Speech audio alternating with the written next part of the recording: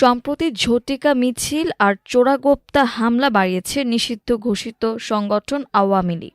কোনো ধরনের প্রতিরোধ না থাকায় দিন দিন সাহস বাড়ছে সংগঠনটির। এবার তারা পুলিশের গাড়িতেও হামলা চালিয়েছে। এ সময় তারা জয় বাংলা বলে স্লোগান দেয়। ঘটনাটি ঘটেছে আজ মঙ্গলবার সকালে কুমিল্লায়। জানা গেছে, ঢাকা চট্টগ্রাম মহাসড়কের কুমিল্লার বুড়িচং উপজেলার নিমসার কাঁচা বাজারে 3 হুইলার চলাচলে বাধা দেয় জয় বাংলা স্লোগান দিয়ে হাইওয়ে পুলিশের গাড়িতে হামলা চালিয়ে ভাঙচুর করেছেন দুর্বৃত্তরা। গাড়ি ভাঙচুরের বিষয়টি নিশ্চিত করেছেন Comilla highway police super Mohammad Shahinul Alam.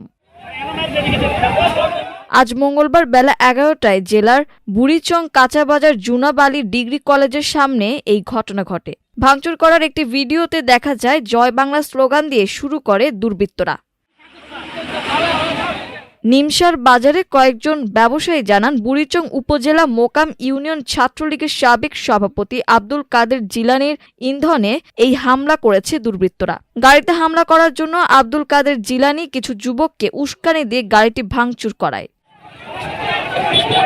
Highway police সূত্রে জানা গেছে, সকাল থেকেই ঢাকা চট্টগ্রাম মহাসড়ক বুড়িচং নিমসার এলাকায় 3 হুইলার চলাচলে নিষেধাজ্ঞা সত্ত্বেও আইন ভঙ্গ করেছে কয়েকজন চালক। এ সময় তাদেরকে বাধা দেওয়া হলে চড়াও হয়ে হাইওয়ে পুলিশের উপর হামলা করে এবং হাইওয়ে পুলিশের গাড়িটি ভাঙচুর করে।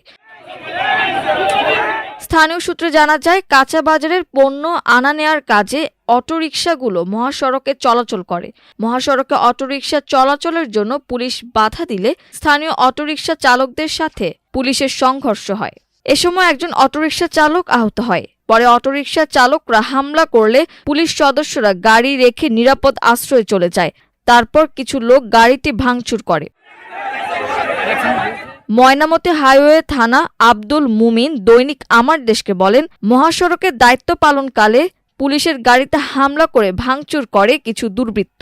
আমরা সিসিটিভি ফুটেজ দেখে ভাঙচুরের সাথে জড়িতদের শনাক্ত করার চেষ্টা করছি।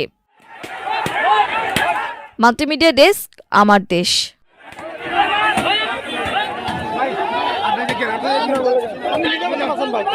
I'm